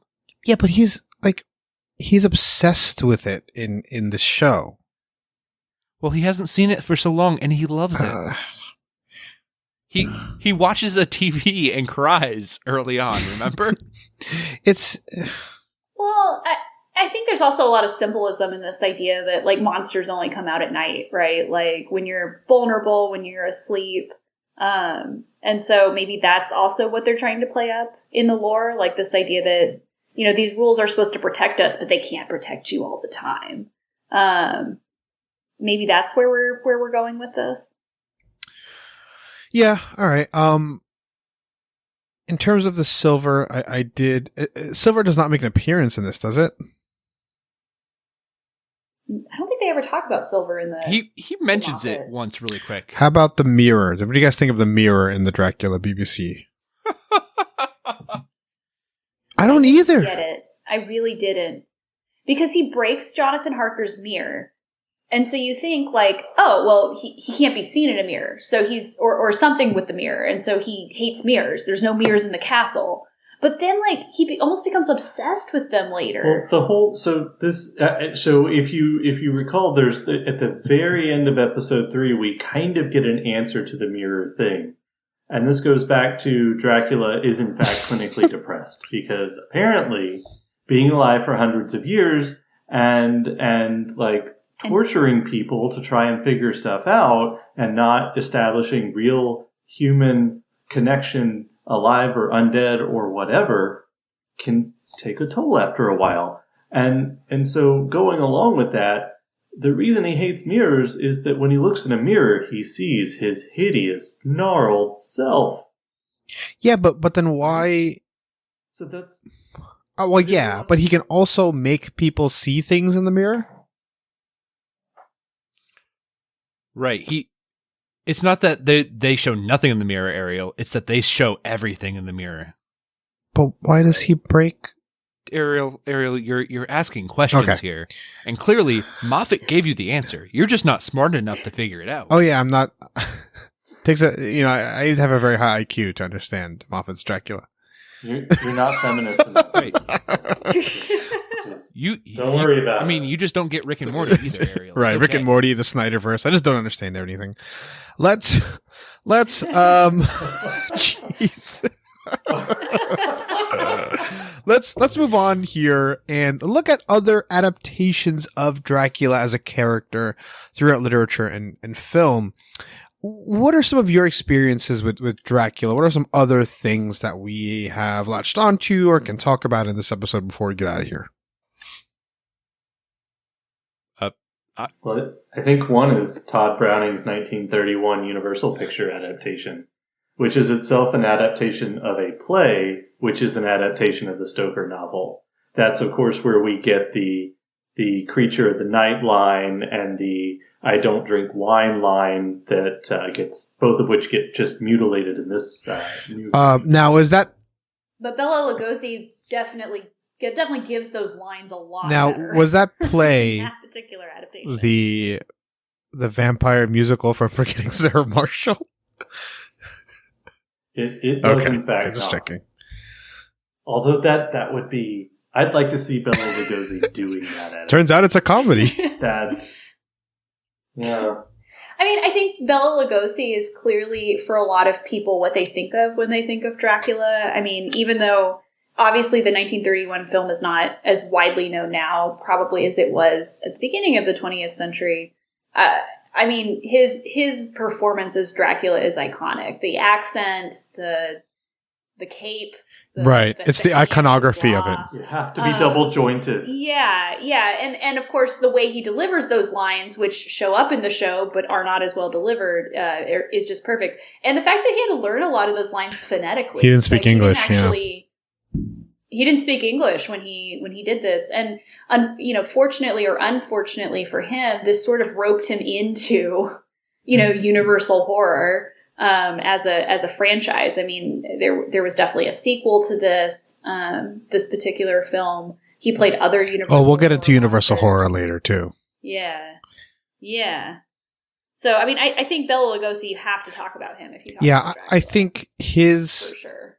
This is sad. His legacy is most evident in Sesame Street with the Count. Like, that is the iconography has been copied and put in Sesame Street. And kids will look at that and be like, oh yeah, that's Dracula. Like, but in reality, the first exposure you get to a vampire of that design and iconography is on Sesame Street. That's absolutely true. What about in the Count Chocula box? But that's not the same iconography though. It's not the V. It's not the Widow's Peak, right? It's not the clothes. What about the Adam Sandler hit series Hotel Transylvania? So perhaps that has replaced Count the Count, right? Count the Count. The Count. By the way, the Count Censored is like the first YouTube video I ever watched in my life. It's amazing. Same. It's amazing. We do have to mention, I think, Nosferatu, which came out in 1929. Which is essentially an adaptation of the Bram Stoker novel, but the character's name is changed to Count Orlok, and the vampire term is instead used as a Nosferatu. Let me try to look up what the source material is on there. Have any of you guys seen that movie? Yes. I've seen large. It's a silent portions film. of it. Yeah, and it is slow. Yeah, Stoker's widows sued, and the courts demanded that all prints be destroyed because it's a direct ripoff of the Stoker novel. Is that why they changed the names? Yes. Was to try to avoid legal? Yeah. Because Bram Stoker did not make a lot of money off of the novel while he was alive. It became more popular after his death. Right. So yeah, I was curious about why they changed the name, but that would make sense if they were trying to avoid legal entanglements. Yeah, strange. Go ahead. Also, everyone should remember that Count Orlok, who is Nosferatu, is the character who is flipping the lights on and off in the Krusty Krab in the hash-ringing, mash-flinging slasher episode of SpongeBob SquarePants. The walls are oozing green slime. Oh, they always do that. There are plenty of different appearances of Dracula throughout pop culture, like things like Abbott and Costello, Bugs Bunny, Batman faces off against Dracula every now and then. To a little bit on the nose there, DC. But I recently watched the 1992 Francis Ford Coppola film. It does the scene with Harker, played by Keanu Reeves, in a terrible, terrible accent. It does the Harker and the castle scene way better, I think, than the show does. But then after that, it just goes off the rails and I have no idea what happens in the next 30 minutes. And then the last 30 minutes is you are introduced to Van Helsing. And I don't, it's, and then, it plays out with Van Helsing and Lucy and blah, blah, blah. And there are many decisions made in that movie. They are certainly decisions made. I will say that movie really plays into the weirdness of the horror that surrounds Dracula. Like, because like even in the book, there are just things that are not explained about Dracula, which makes him more mysterious and more menacing, I think. Like the idea that does he control animals or does he inhabit animals? Does he, like all of these like very, very unexplained parts of his lore. And I will say that movie definitely is weird. No. It's not very good, but it does try to lean into that, I think. Like this idea of we're just going to throw some stuff at you that's horrific, but we're not going to tell you what it means, which sometimes works, but in this case doesn't. Gary Oldman, you see in a weird performance. But you do see what has inspired Jared Leto's career thus far in that one film. Right. Oh, Ariel, we forgot to talk about Morbius. We'll talk about it next week. Do we? Oh, fine. Whatever. Yeah. Yes. Gosh. That movie, the 92 Dracula is, I watched that movie and it makes me seriously question whether or not The Godfather 1 and 2 are like actually good movies. Like that's how bad to me it is. Like, are we sure? Are we sure that people have just been like haven't just been lying to us for years and years and years? That the person who made this also made that. Maybe he tagged in fellow Coppola family member Nick Cage and let him direct for a while. Oh gosh. Let's move on here. Any other Dracula adaptation you guys want to mention? Castlevania. Is Castlevania where he plays Alucard? Is that? No, there's Dracula and there's Alucard in Castlevania. Yeah. So Castlevania was a series, or is a series of video games. I have not played the video games. Sam has played them, and I have talked to many people who have played them. Apparently, they are quite difficult. But in the show, it is a Netflix show. It's an animated Netflix show, and I don't know how close it is to the games, but the basic premise of the show is that Dracula marries this human woman, and they like have this relationship, and he's very sciencey, and he has this castle, and he's it's very, very Dracula lore, but then the church ends up killing his wife, like burning her at the stake for witchcraft. And so he basically declares that the whole country's dead and starts like terrorizing the country.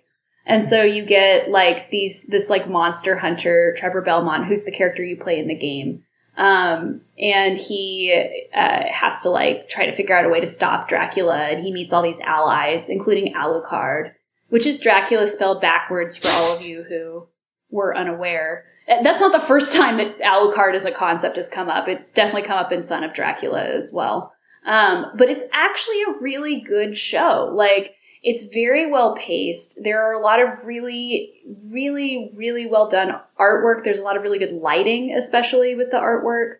And a lot of the revenge storyline between Dracula and the church feels earned, but it feels complex as well, because you feel like, oh, well, he is punishing people who are pretty terrible, but at the same time, like, is killing a whole country over your wife really what you want to do? So it's this really interesting thing. I also like the way that they experience with episode orders. Like, the first season is only 3 episodes, but then the later season is 10, I believe. And so the idea is that they only wanted to write as many episodes as they needed for a season. So it doesn't feel like anything is filler. Everything feels like it's necessary and that it's part of the overall arching season. So I would definitely recommend it if you haven't seen it. It's definitely much, much better than the Moffat show. Yeah, I've heard good things. Anyone else with Dracula? Andy, what is your experience with Dracula this past couple of weeks as you've attempted to do research for this? Okay, so on YouTube, I found a copy of Dracula 3000. Tell us what happens in Dracula 3000. Okay, so essentially the idea here is a spaceship crew stops by and finds another spaceship that's been, that is supposed to be the Demeter, right? This is supposed to be the ship that was in episode 2 of this BBC show. And they end up finding a vampire, and vampires get out, and it's terrible, and Coolio is a vampire. So I have watched Dracula 2000. So there's a Dracula 3000 and a Dracula 2000. We are waiting for a prequel or sequel, Dracula 1000 or 4000. The only thing I remember from Dracula 2000, where he appears in modern day Carfax Abbey, which is not mentioned really in, in the show. We do know when Dracula awakens, you do find out that he was actually Judas Iscariot. And that's why he is allergic to silver. Which is actually you've got the Christianity angle, you've got why he hates the cross. He hung himself at sundown, which is why he hates the sun, because it's seared into his memory. The silver is a silver he receives for betraying Jesus. It all works. Oh man, this must be a great movie. It's a terrible movie from my memory. But that idea works. I don't know why he can transform into a bat and bites people, but the lore, right? That works. Perhaps would have been more interesting if Judas turns him into Dracula or something, but still, somebody had a good idea in a terrible film. I also watched, and tell me if anybody's seen it, Dracula Untold. I've seen it. Is that yes. the one with Luke Evans? Okay, yeah, I saw that when it came out. Okay. I liked the theory of explaining why Dracula becomes Dracula. To save his people. Sure, right? To save his people, to take on this curse, to fall to the curse for reasons, whatever. Also, by the way, in the show, he mentions that Dracula is this warrior who fears death and is chasing from it. At no time do they ever establish that he's a warrior in his past. In fact, warriors don't act like that. It's weird. The show. Remind me, in Dracula Untold, is that version of Dracula, because it's been a while since I've seen it, is he Vlad? Yes. Is he a version of Vlad? Yes. The Impaler? So here's what happens. Vlad the Impaler is a child who was taken in by the Turks and raised as a warrior. He grows to become a commander and earns his freedom because he is so ruthless and effective and great as a warrior that he gets himself free as he's older, becomes prince of comes back as the prince of a kingdom and leads them. And the way he turns into Dracula is there was somebody who made a deal with the devil, and the devil the devil made him pay whatever, and he's stuck in this cave. And the lore goes, if somebody comes along and frees him, the guy in the cave is waiting for someone to come and free him, and it's a vampire played by Charles Dance. And I did not mind the lore behind it, where Dracula's not the guy who makes the deal with the devil. He's the guy who, with the devil, he makes a deal with a monster. But then he's you have 3 days with my powers, and if you don't ingest blood in those 3 days, you go back to normal. If you do ingest blood, I am free, and the game is on. He literally says The game is on. It's a funny Weekly Planet bit. The Turks send 1,000 people to kill Dracula's people. Dracula slaughters all 1,000 of them. And then he decides to take his people and hide them in a castle, instead of running to the Turks and slaughtering all 10,000 of them.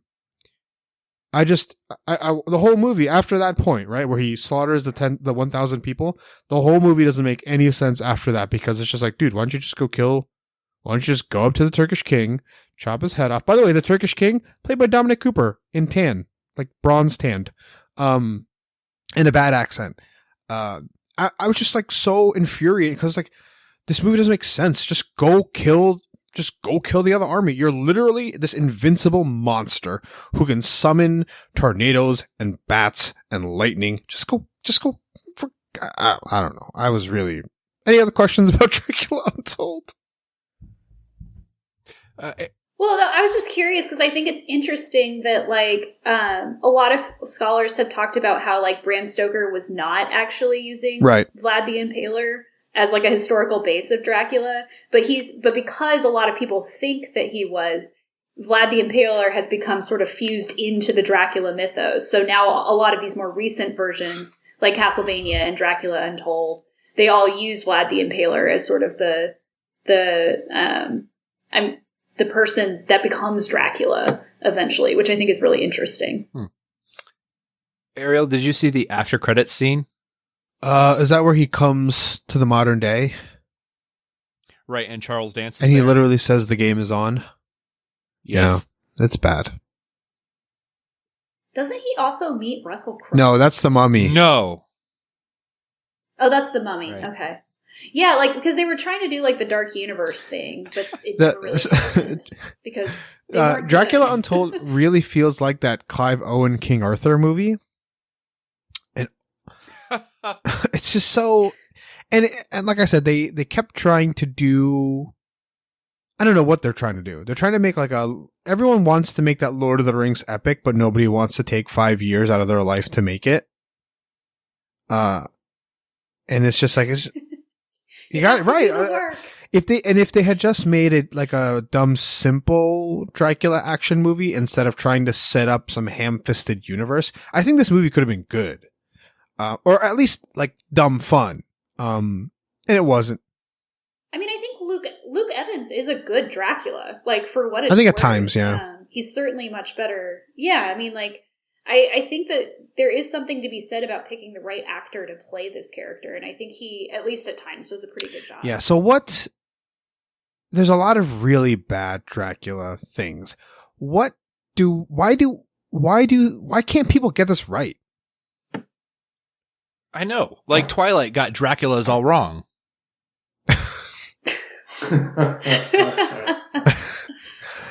I really love using Dracula as the term for all vampires. Do you think Dracula works divorced from his historical context? Like, I actually found myself thinking about that as I was watching this show, especially after the twist happened where it turns out he's actually, like, in modern day England. Like, because if Bram Stoker is trying to say something very specific in his use of Dracula about England and about, you know, Anglo-Saxons and... Right, the sexuality and stuff. You know, all of these things. Yeah, like, does that actually work now? Like, that might be a really interesting question. Yeah, so here is my thought process on how to make a, like, decent Dracula movie. I think you have to throw straight adaptation out the window because, like Tessa, you've said a couple times that the source material works in a very specific way that would not work if directly translated to film. So you have to throw the plotting, like the specific plotting, out the window. I think you have to take the puns and the concept you have to work in the fact that the audience knows exactly what vampires are. Which when you're trying to make a direct adaptation of that book doesn't work. 'Cause like the whole time I'm reading the Dracula book, I'm just like, man, like this is a weird book to read when you know everything about vampires. I do think you can fit what's the word I'm thinking of here? like you can fit those same lessons into a Dracula movie, but I think you have to be a smart writer to like to touch on them, right? Like, you know, like for example, like Parasite is this brilliant movie about like class and capitalism, and The Joker is not a brilliant movie on class and capitalism, right? They're about the same things, and that people so people claim, but they're told in very different ways, and do those in various degrees of success. And I think with Dracula, you need a really smart writer, and no smart writer wants to tackle that. Like, wants to tackle Dracula.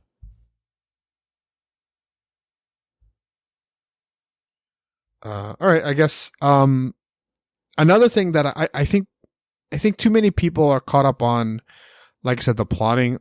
I think you have to introduce a interesting version of the three characters opposite Dracula: Van Helsing, Harker, and Mina. And I was encouraged by the marketing of Dracula because, one, I did not know Moffat did it, and two, I thought it was like an 8 to 10 episode series exploring those characters and Dracula and why he does what he does, not just like the lore, but like, why does he have 3 brides and what is he doing and blah, blah, blah.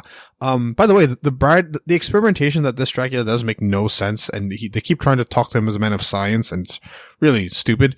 Well, and he talks about reproduction, but the whole point of vampires is that they don't reproduce normally. Like, they reproduce by turning other people into vampires. Right, and then there's a moment where a baby becomes a vampire, and it's well, that was creepy. That was right, and they don't like, that's fascinating. He even says, "Oh, it's never happened to a baby before," and then doesn't he like kill the baby or something? No, he says he wants to keep it, but we never see it again. Okay, yeah, I don't. Yeah. Any good idea they had in this is not set up, but I think you have to. I think whoever wants to make this successful has to flesh out the character backstories for very shallow characters in Harker and Mina Helsing, and nobody's smart enough has tried to do that, except for, of course, Van Helsing with Hugh Jackman. I think they also have to like yeah. They also have to, I think, flesh the sentimentality from those characters a little bit, because even this show had some of that like gothic 18th century like sentimental tones to those characters, like Mina begging Jonathan to love her, and like it worked for the time period. It was part of the genre of the time period to have these like heroines that were gonna like faint at any given moment, but I'm not sure it works in this context now. So if you're gonna have those characters, you do have to sort of revamp them as characters that are a little bit more in tune with contemporary attitudes, I think, about horror, especially. Is there anything else about Dracula that the three of you feel we should touch on before we get out of here? Nope. Sam and Tessa? I'll just really quickly, I don't think we mentioned the Hammer horror films, the studio in Britain that picked up Dracula, and probably the most famous thing that we get out of that is Christopher Lee as Dracula. As we all know, ultimately culminated in his introduction to the Star Wars universe as Count Dooku. So thank you for that. Yes, thank you for Count Dooku. And then, of course, there is one episode of Buffy the Vampire Slayer. I believe it was a season premiere in which Dracula comes to town and Xander falls deeply, madly in love with him. That's all I got. And we get the wonderful line from Spike where he's like, "That dude owes me 5." Is there any vampire show, maybe, if it's in homework, just say, "Oh, I have one in homework," that handles this better than any of the Dracula adaptations we've seen? No? Okay. Interesting. One of the early accounts of in literature of like vampire and vampirical things is I Am Legend, and I don't think people know that. Huh. Those are not zombies in the original I Am Legend. They are vampiric creatures. Mm-hmm. Yeah, and oh man, that movie is is weird and fun. Yeah, I mean, I was speaking more towards Richard Matheson's original book. Okay. Oh wait, was your question about vampires or about Dracula specifically? Because there's a lot of. I was saying is like outside of Dracula, what's a really good vampire thing that is perhaps a better thing to look at than these Dracula adaptations we're seeing.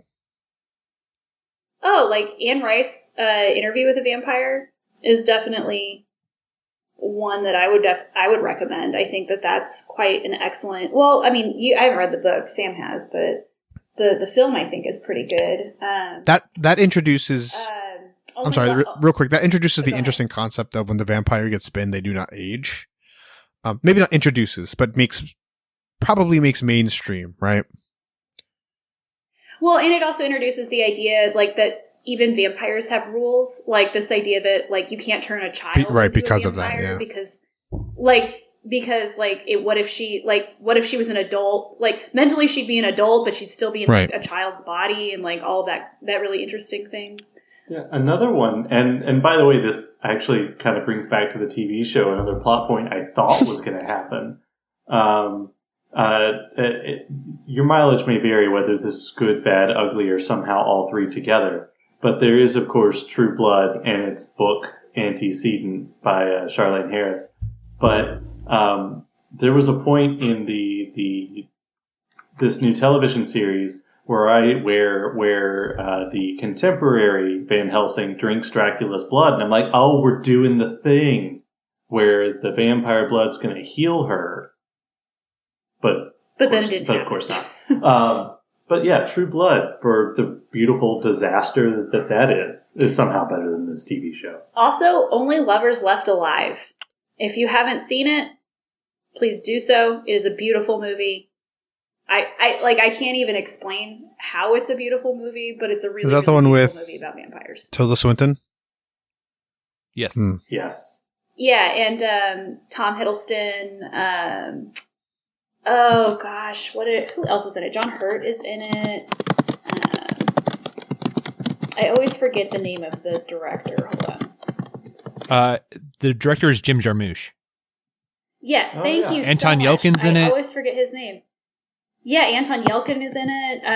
It's a very like smaller cast, but it's a very clever take on vampires because it sort of asks the question like, what would somebody actually be like if they were alive for a very long time? Like, how would they experience time differently than we would? How would they experience pop culture differently than we would? How would they experience technology differently? How would they experience relationships differently? And it's actually really, really beautiful and really interesting. And then the score is amazing. that concept of how they experience time is really interesting. And I think with Dracula specifically, you have to combine it with almost like the Purple Man effect. I don't know if you guys have seen Jessica Jones, where it's just like Dracula cannot make actual meaningful connections, and neither can the Purple Man, right? Because like I literally put people in a trance, and I don't think people want to take the time and energy to figure that out, combined with the fact that he's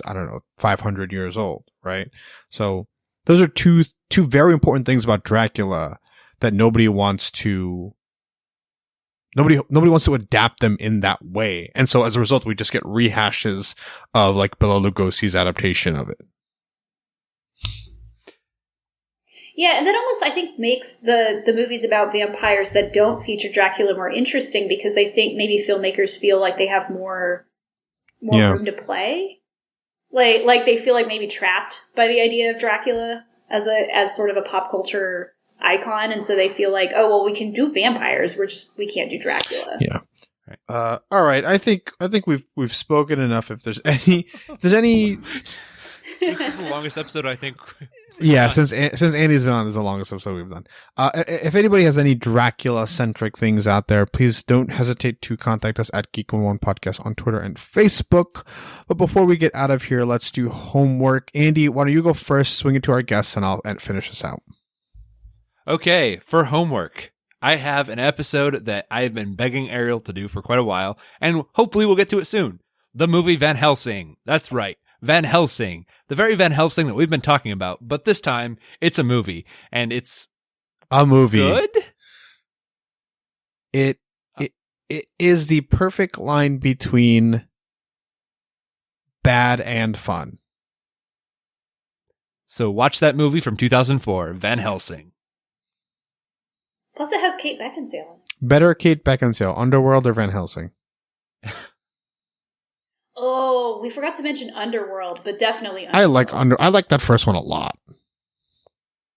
I love Underworld. It's so good. Sam and Tessa, do you guys have homework? I guess my homework. Can I give homework? Absolutely. This time.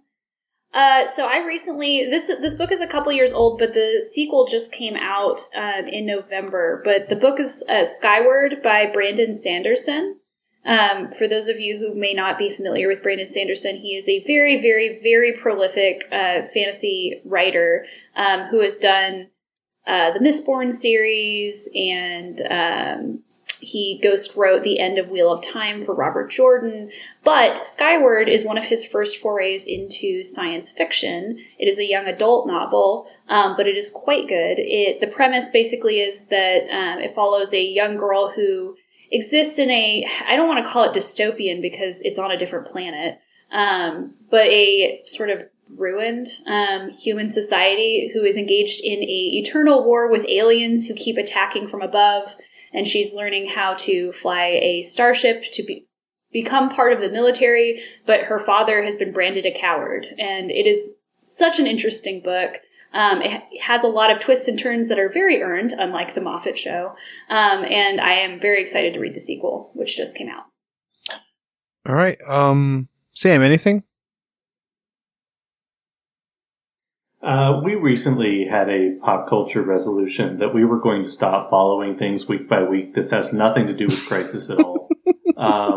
And finally start watching the things that we want to watch. So as a project of watching things over the past couple of years that we have landed on Barry. And if you have not seen Barry, it's been a lot of fun. Bill Hader is, of course. Would Barry... And I love seeing the Fonz. Would Barry be a better or worse show if he was actually a vampire? Okay, I love vampires, so I'm just going to go all in and say pretty much every property is better with vampires.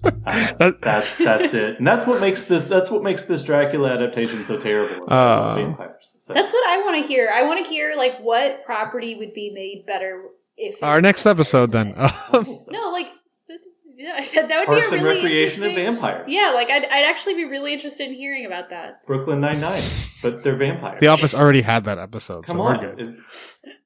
Right. See, it just writes. My homework this week is something I've probably recommended on the show before, but I figured I might as well recommend it again in lieu of the topic today, and that is a film called Daybreakers, starring Ethan Hawke and Willem Dafoe. Daybreakers is essentially an extension of I Am Legend. Like, what if vampires were the major, like, what if there were more vampires than people? Like, how would society play out if that happened?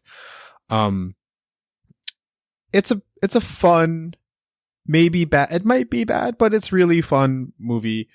But yeah, have any of you seen Daybreakers? Yes. No. I really enjoyed Ethan Hawke, Willem Dafoe, Sam Neill. Awesome twist in it. Really fun action. I Am Legend book fans would find it as a natural extension of that story, where most of the population is vampires. All right, that's our homework for this week. Andy, do we know what we're doing next week? Nope. Okay, we might go through our decade awards and do the announcements because we've got a good amount of responses to that poll we sent out. A surprising number of responses. Also, Ariel, next week we are doing Morbius. Remember the trailer for that movie Morbius that we're gonna love? Continue. Okay, let's get out of here. Andy, where can people find you online? Swing it to our guest. Bring it back to me. All right, you can find me online on Twitter at Hebrews Pale Ale. Tessa, go. You can find me on Twitter at Suela Tessa. Suela is spelled Swehla. And I am on Twitter at Sam_Morris9. Or you can find me at Dread Pirate Rada. You can find us at Geek 101 Podcast on Twitter and Facebook and Patreon. Email us geek101pod@gmail.com. That's what we have for today. Class dismissed.